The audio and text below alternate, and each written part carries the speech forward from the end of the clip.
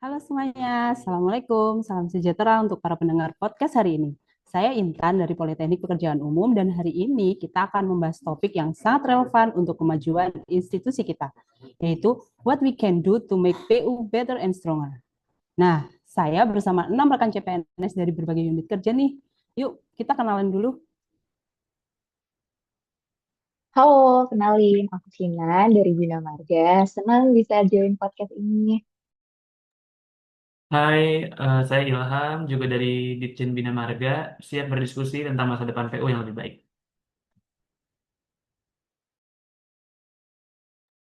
Halo, saya Hanif dari Politeknik Pekerjaan Umum. Mari kita bahas bagaimana pendidikan teknik bisa berkontribusi. Halo, aku Herlin dari Setdijen CK. Excited nih buat sharing perspektif bareng kalian. Halo, saya Ihsan. Saya siap untuk diskusi konstruktif di podcast ini. Halo semuanya, aku Iqbal dari Setdijen CK juga. Let's make this discussion impactful ya guys. Oke, luar biasa. Dengan latar belakang yang beragam ini, saya yakin kita akan mendapat insight yang komprehensif. Jadi kita mulai saja diskusi kita ya. Nah, oke, yaitu kita akan membahas mengenali digitalisasi dan inovasi teknologi. Teman-teman tahu kan, data menunjukkan bahwa Kementerian PU telah mengembangkan berbagai platform digital seperti Sigi, Sitaba, Bravo, dan aplikasi Sikumbang, Sikasep. Nah, menurut teman-teman nih, tentang peran teknologi dalam peran PU itu bagaimana? Baik teman-teman, mungkin saya izin dulu ya. Dari perspektif pendidikan teknik, saya melihat digitalisasi ini sebagai game changer. Di Politeknik PU harus berperan sebagai inkubator talenta digital. Nah, kita perlu mengintegrasikan teknologi seperti BIM, IoT, dan AI di dalam kurikulum kita. Contohnya, mahasiswa harus familiar dengan Building Information Modeling untuk proyek infrastruktur. Kalau dari aku sih ya, karena aku nih dari Setdijen Cipta Karya, kalau aku sih menambahkannya mungkin tentang integrasi data. Karena kebetulan untuk tugas saya sehari-hari kan di bagian pemindah tanganan barang milik negara. Nah, itu tuh integrasi data tuh penting karena juga untuk koordinasi kan antara kita sama teman-teman yang di balai itu juga untuk monitoring progres hibahnya ini sampai mana, apakah kita izin kah, apakah sedang minta tanda tangan, seperti itu sih. Nah, terus juga dari pemindah tangan ini belum punya aplikasi sendiri gitu loh. Jadi memang kita perlu untuk adanya sebenarnya integrasi itu. Mungkin comment center IKN yang sudah dikembangkan itu bisa sih jadi model untuk integrasi sistem informasi di seluruh unit kerja PU gitu. Oke, kalau aku sendiri kan di tempatnya di Direktorat Jalan Bebas Hambatan ya, terutama di bagian Subdirektorat Pengadaan Tanah di bagian keuangan. Nah, kalau di bagian keuangan sendiri ini ada penerapan aplikasi kayak Sakti untuk perencanaan, pelaksanaan anggaran, pembayaran, dan pelaporan. Nah, itu tuh sangat bermanfaat banget bagi bidang keuangan karena kayak bisa termonitoring dan bisa tertata dalam pengelolaan keuangan tersebut. Selain Sakti, ada juga SPAN dari Sistem Kementerian Keuangan. Nah, jadi kayak keuangan di Kementerian PU ini bisa langsung terintegrasi ke Kementerian Keuangan sendiri. Oke, oke. Kalau saya saat ini kan di Direktorat Sistem dan Strategi Penyelenggaraan Jalan dan Jembatan. Jadi isinya tuh emang orang-orang yang planning banget lah gitu. Dan kebetulan Javum saya pun perencana dan jurusan saya pun planologi. Nah, di Direktorat kami itu pemanfaatan teknologi seperti SIGPJJ dan IMONET. SIGPJJ itu Sistem Informasi Geografis Pengembangan Jaringan Jalan gitu ya.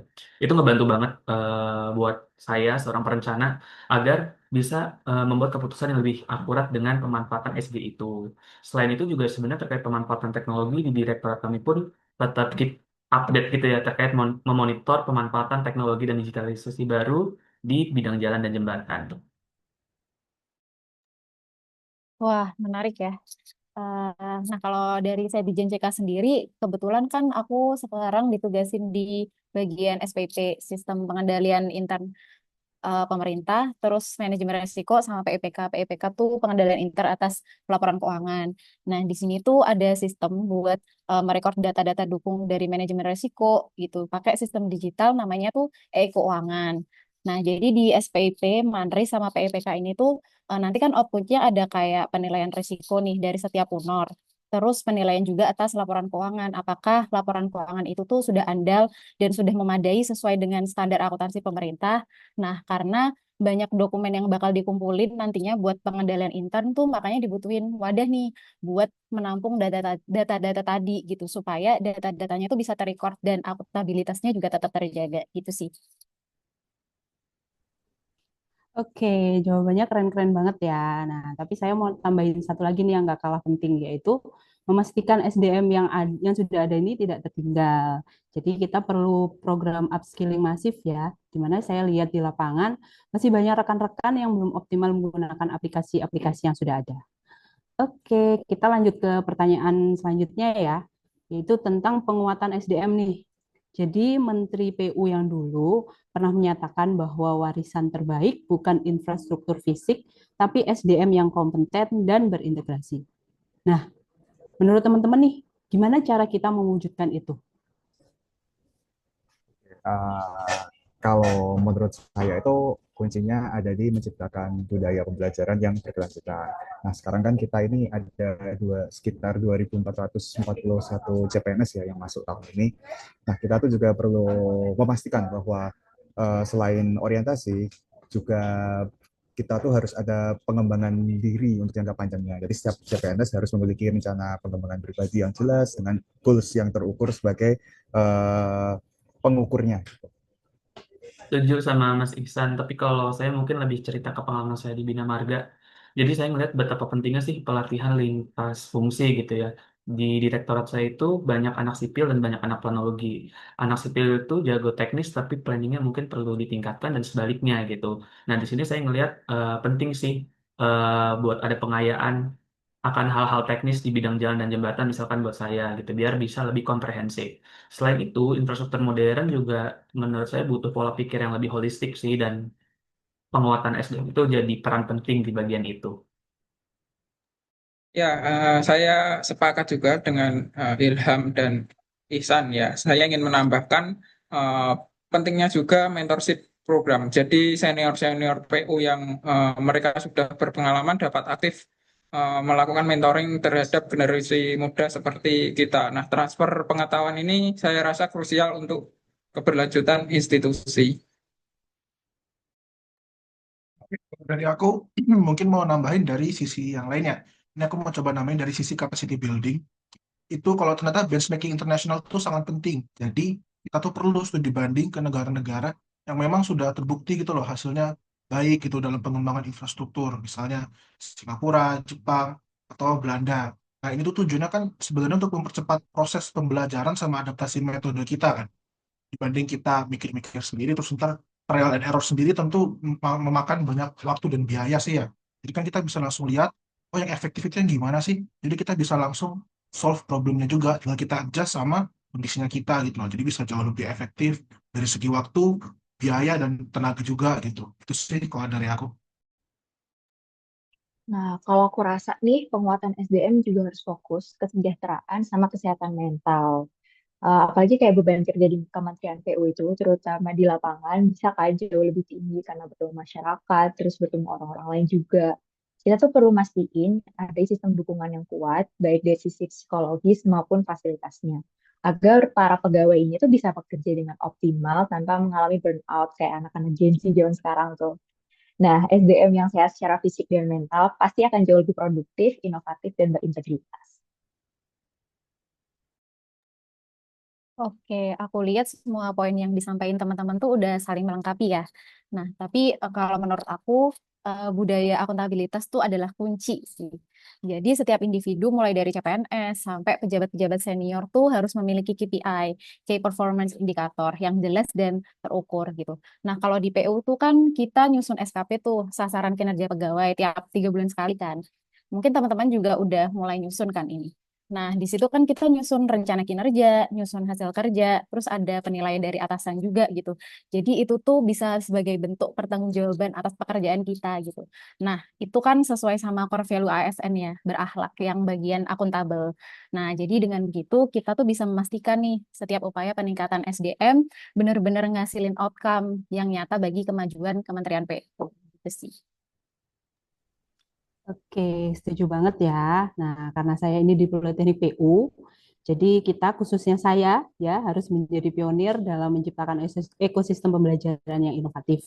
Jadi nggak hanya ngajarin teori, tapi juga memberikan pengalaman praktik langsung dengan alat-alat yang relevan dengan industri 4.0. Jadi mahasiswa harus lulus dengan keterampilan yang langsung dapat diterapkan di dunia kerja, sehingga mereka siap menghadapi tantangan dan kebutuhan industri yang terus berkembang. Oke, nah sekarang kita bahas tentang reformasi birokrasi ya teman-teman ya.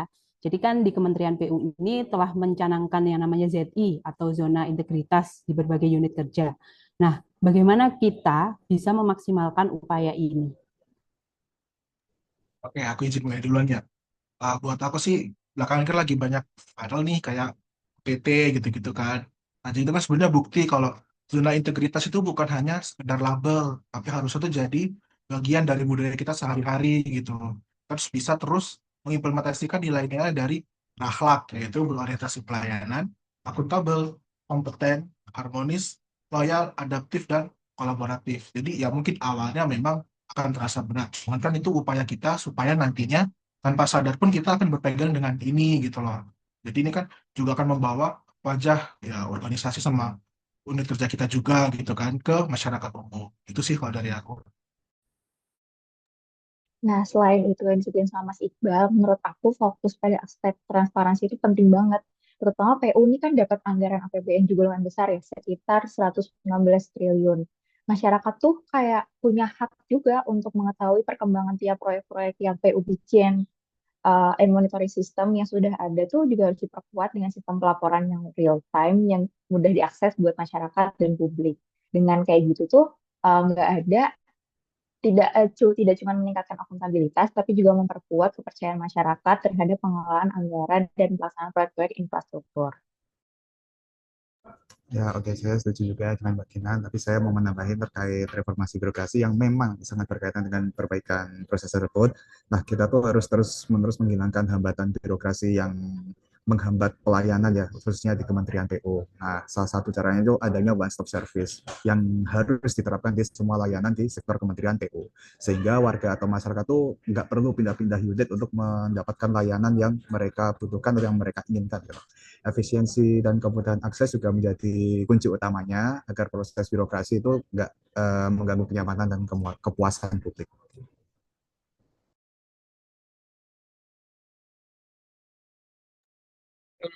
Sekali ya. Kalau sebenarnya kalau dari sisi pendidikan di Politeknik PU juga harus kita integrasikan etika dan tata kelola di dalam kurikulum kita, sehingga para calon insinyur di masa depan dapat harus memiliki dasar etika yang kuat dan memahami prinsip-prinsip good governance sejak awal.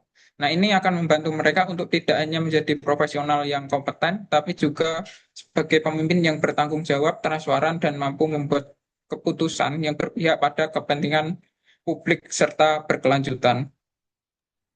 Oke, oke. Ini saya setuju sama sih sebenarnya sama yang lain. Cuma kalau dari saya mirip-mirip kayak Mas Iksan gitu ya terkait konteks reformasi birokrasi dan tata kelolanya sih ya. Jadi kayak kita kan sebagai Genmut kadang juga ngerasa untuk bisa menjalankan fungsi kita sebagai ASN aja itu kadang suka terbentur sama prosedur yang agak kaku gitu ya. Sehingga eh, memang sudah seharusnya sih birokrasi itu direform dan dengan reformasi ini kita bisa memastikan bahwa setiap langkah yang diambil oleh kita ini bisa mendukung pencapaian visi dan misi dari Kementerian PU itu sendiri. Oke, kalau aku ngelihat reformasi birokrasi ini nggak cuma tentang kebijakan gitu, tapi juga tentang mindset sama leadership ya. Jadi pimpinan di setiap unit kerja tuh harus jadi teladan yang baik nih dalam hal integritas sama profesionalisme gitu.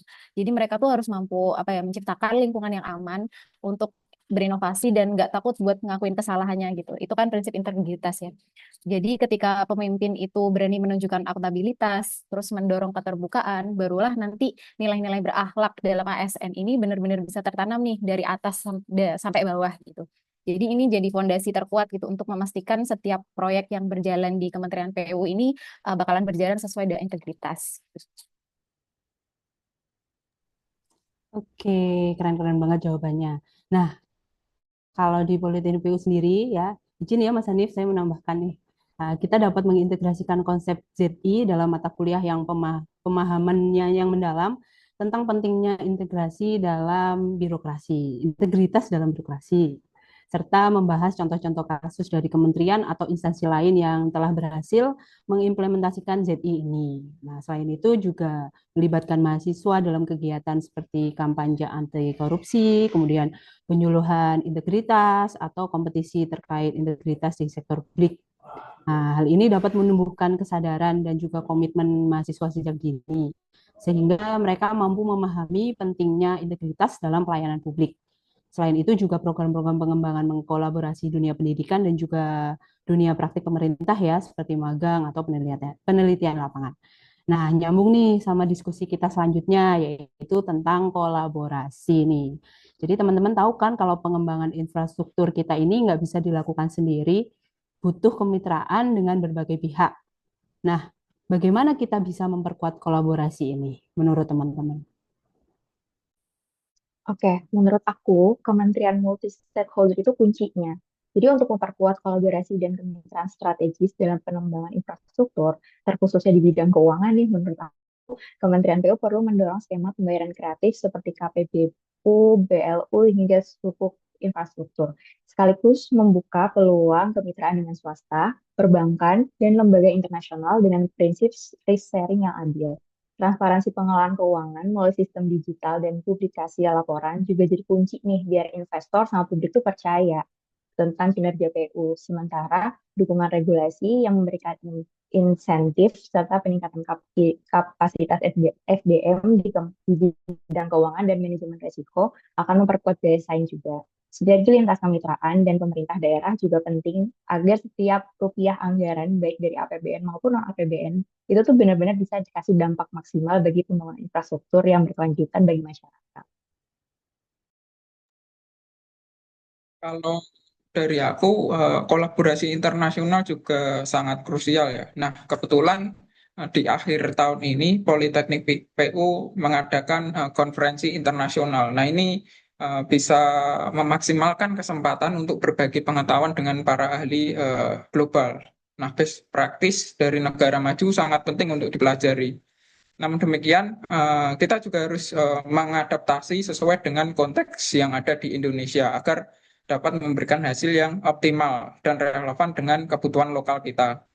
Nah, ini akan membuka peluang yang mempercepat transformasi infrastruktur dan menciptakan solusi yang lebih inovatif dan berkelanjutan. Setuju banget ya, sekali Mas Hanif menambahkan kalau dari sisi kolaborasi internal, koordinasi antar Direktorat Jenderal dalam Kementerian PU ini harus diperkuat lagi. Masuk dalam proyek pengembangan infrastruktur yang terintegrasi perlu koordinasi yang solid antara misal Dijen Bina Marga, Cipta Karya, SDA, dan berbagai unit Direktorat Jenderal lainnya. Dengan pendekatan perencanaan yang terintegrasi, itu kita akan bisa menghasilkan output yang lebih optimal lagi, memastikan bahwa setiap bagian dari proyek yang sedang dijalankan ini saling mendukung dan terbebas dari adanya duplikasi maupun kesenjangan dalam pelaksanaan. Aku setuju sih sama teman-teman sebelumnya. Mungkin aku cuma mau nambahin tentang kolaborasi sih ya. Jadi antara kolaborasi dari pemerintah pusat itu sendiri dan juga pemerintah daerah. Karena itu tuh juga sangat penting. Karena kan pemerintah daerah itu pelaksana utamanya ya untuk banyak program PU. Jadi kita juga perlu untuk membangun kapasitas Pemda, terus juga mempermudah koordinasi sama monitoringnya juga tuh. Terus juga komunikasinya harus efektif supaya ya data-datanya ataupun apapun informasinya tuh nggak ada yang miss. Jadi kan keberhasilan proyeknya tuh bisa ditingkatkan gitu loh. Jadi dengan Pemda yang terlatih nih dengan komunikasi yang jelas, program-program itu bisa dipastikan tepat sasaran dan lancar gitu. Dia mengurangi tantangan dan juga ya resiko-resiko lain lah yang ada di lapangan gitu. Oke, oke. Kalau kalau saya sebenarnya agak nyambung sama pertanyaan yang sebelumnya tuh. Jadi kayak gimana sih kita mempermudah skema kerjasama dengan mempersingkat alur prosedur dan birokrasi. Itu ternyata penting banget gitu. Jadi ada pengalaman saya di sini ketika waktu itu pihak Spanyol atau Spanish Embassy menawarkan pinjaman nih untuk pembangunan flyover sebanyak 7 unit di perlintasan kereta api gitu. Dan dari proses tersebut saya belajar bahwa sebenarnya kadang tuh yang ngeribetin tuh bukan merekanya gitu ya, tapi kitanya sendiri yang birokrasinya tuh agak sulit gitu ya dan kadang nggak efektif. Nah jadi ya saya nangkapnya kolaborasi dan kerjasama tuh butuh dan penting banget, tapi artinya juga kita harus siap buat menerima kolaborasi itu. Salah satunya dengan mempermudah birokrasi misalkan. Oke, nambahin dari pendapat teman-teman ya. Kalau dari aku sendiri, aku ngelihat kolaborasi itu nggak cuma berhenti di level institusi aja, tapi juga harus menyentuh komunitas dan masyarakat sipil secara langsung. Karena proyek kita kan nantinya pembangunan itu salah satunya bakalan diserahin ke masyarakat ya. Jadi partisipasi publik dalam proyek infrastruktur itu mulai dari tahap perencanaan sampai pengawasan itu bakalan meningkatkan rasa kepemilikan gitu dan memastikan proyek itu benar-benar menjawab kebutuhan real di masyarakat kayak gimana gitu. Jadi kolaborasi dengan komunitas lokal itu bisa menjadi kunci gitu untuk mengatasi isu-isu sosial yang muncul dalam pembangunan infrastruktur oleh Kementerian PU itu sendiri sih. Gitu. Oke, setuju banget ya sama pendapat teman-teman semua. Nah, kalau dari sisi akademik nih, kolaborasi triple helix antara pemerintah, industri, dan juga universitas. Nah, kalau di PU kan punya Politeknik ya, itu harus diperkuat. Jadi Politeknik PU bisa menjadi jembatan untuk membawa riset terbaru ke dalam implementasi praktis. Dengan pendekatan riset based policy making ya, kita dapat menghasilkan solusi yang lebih efektif dan juga berbasis pada bukti yang tentunya akan mempercepat pengembangan infrastruktur yang lebih berkelanjutan dan sesuai dengan kebutuhan masyarakat. Nih ngomong-ngomong keberlanjutan nih, keberlanjutan itu kan isu global yang nggak bisa diabaikan ya. Nah, bagaimana nih Kementerian PU bisa menjadi terdepan dalam infrastruktur hijau? Nah, saya izin berpendapat dulu ya, karena saya sebagai lulusan teknik lingkungan gitu ya. Jadi perubahan iklim adalah hal nyata yang tidak bisa diabaikan. Dan Kementerian PU harus proaktif dalam hal adaptasi dan juga mitigasi. Nah, standar bangunan hijau harus diwajibkan untuk semua gedung pemerintah. Seperti sertifikasi LEED atau Green Ship, itu harus menjadi persyaratan, bukan hanya sekedar nice to have. Nah, kalau menurut teman-teman nih, gimana? Ya, aku izin berpendapat pertama ya. Kalau dari aku sih mungkin dari sisi material dulu nih. Penggunaan semen ramah lingkungan seperti yang non OPC itu yang udah diinstruksikan sama Pak Menteri itu harus dioptimalkan. Terus kebijakan pengadaan hijau harus komprehensif dan diterapkan dengan tegas. Selain itu juga penilaian dampak lingkungan tuh nggak boleh cuman formalitas. Karena kan ya kerjaan kita nih sangat erat kaitannya dengan lingkungan tuh. Baik dari limbahnya, proses pembangunan, terus bahkan sampai penggunaannya nanti. Jangan sampai ya lingkungannya nanti rusak terus ya masyarakat juga terdampak gitu. Itu kan sangat buruk nantinya. Itu sih kalau dari aku. Setuju, setuju sama Mas Iqbal. Kalau dari saya sih lebih ke gimana green and sustainable mindset itu dalam keberlanjutan pembangunan infrastruktur ya, itu penting banget untuk jadi garda terdepan bagi insan PU kayak kita gitu ya.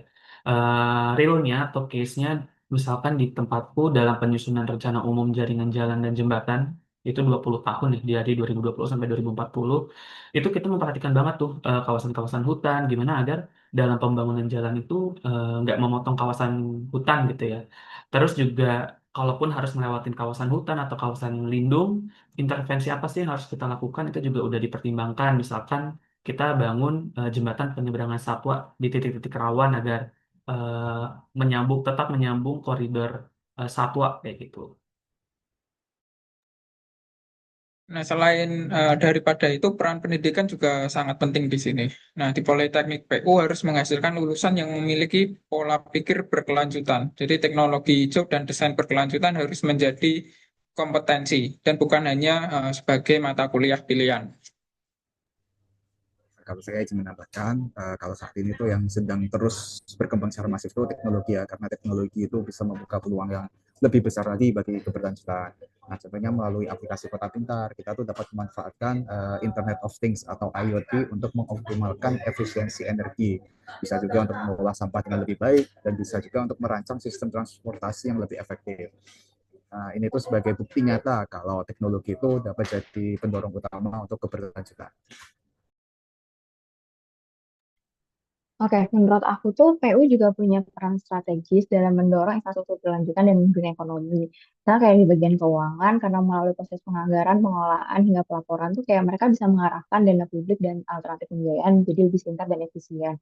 Transparansi penggunaan anggaran itu juga menjadi kunci agar setiap rupiah yang dibelanjakan itu tidak hanya tercatat secara akuntabel, tapi juga memberikan dampak nyata terhadap efisiensi energi, pengelolaan sumber daya air, dan pengurangan emisi. Oke, aku setuju sama teman-teman semua gitu. Kalau dari aku melihat aspek keberlanjutan itu juga harus menyentuh ranah sosial dan ekonomi ya. Karena infrastruktur hijau itu nggak hanya soal teknis gitu, tapi juga tentang menciptakan lapangan kerja hijau, terus juga memberdayakan masyarakat lokal gitu. Nah, pembangunan infrastruktur kita tuh harus menjadi inklusif gitu, memastikan bahwa manfaatnya tuh dirasakan oleh semua lapisan masyarakat, termasuk komunitas adat sama rentan gitu. Nah, ini bakalan menjamin proyek kita itu tidak hanya berkelanjutan secara lingkungan, tapi juga secara sosial dan ekonomi. Sehingga benar-benar akan jadi investasi nih yang baik untuk masa depan. Oke, keren-keren banget pendapatnya nih teman-teman nih. Nah, sebelum kita tutup diskusi kita hari ini, saya ingin dengar nih, kalau kalian harus memilih satu aksi prioritas yang paling mendesak, itu apa? Kalau dari aku sendiri nih, transformasi digital dengan sistem terintegrasi itu menurutku jadi aksi prioritas banget di Kementerian PU terutama. Di mana seluruh unit kerja, mulai dari perencanaan, pelaksanaan proyek, hingga pengelolaan keuangan tuh bisa terhubung gitu loh dalam satu ekosistem digital yang bisa transparan, real time, saling terkoneksi, sehingga bisa semua proses tuh bisa dipantau, bisa dikoordinasi dengan baik dan lebih efisien, dan pengambilan keputusannya itu dapat dilakukan secara cepat serta berbasis data yang akurat.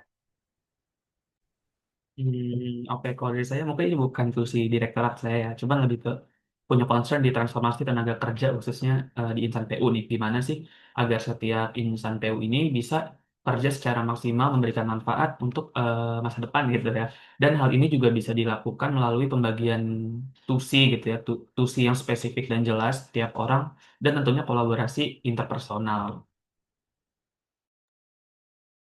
Kalau dari saya itu sistem inovasi, ya, dia menciptakan lingkungan yang mendorong kreativitas dan pengambilan resiko yang terukur. Oke, kalau menurut aku budaya kerja. Gimana sih biar menciptakan budaya kerja yang positif dan harmonis gitu. Terus yang gak kalah penting juga menurut aku adalah pola pikir perbaikan yang berkelanjutan sih. Nah, kalau dari saya sendiri ini juga tak kalah penting sih, yaitu keterlibatan pemangku kepentingan. Nah, mereka tuh perlu membangun lagi atau memperbaiki komunikasi yang lebih baik dengan publik dan mereka juga harus memberikan mekanisme feedback yang lebih sistematis lagi.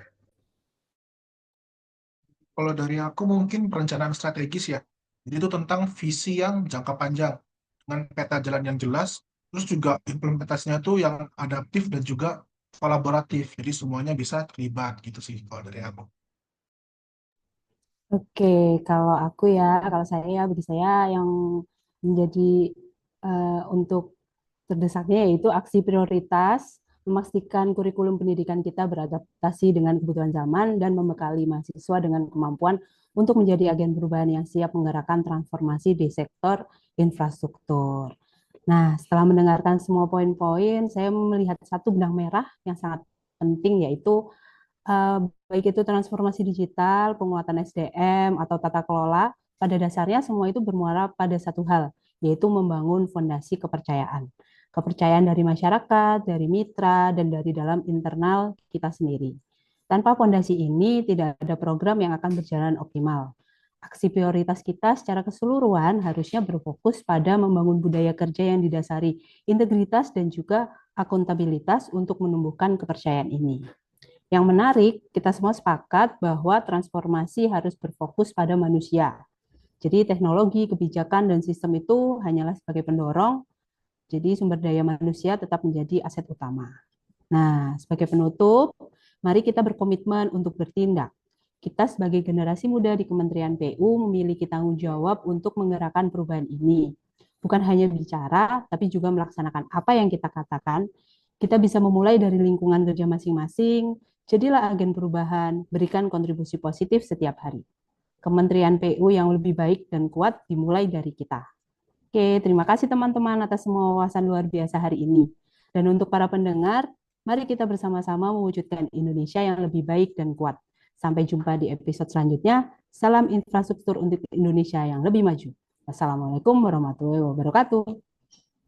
Terima kasih semua. Terima kasih Waalaikumsalam. Terima semua. kasih Terima kasih. semuanya. Terima kasih.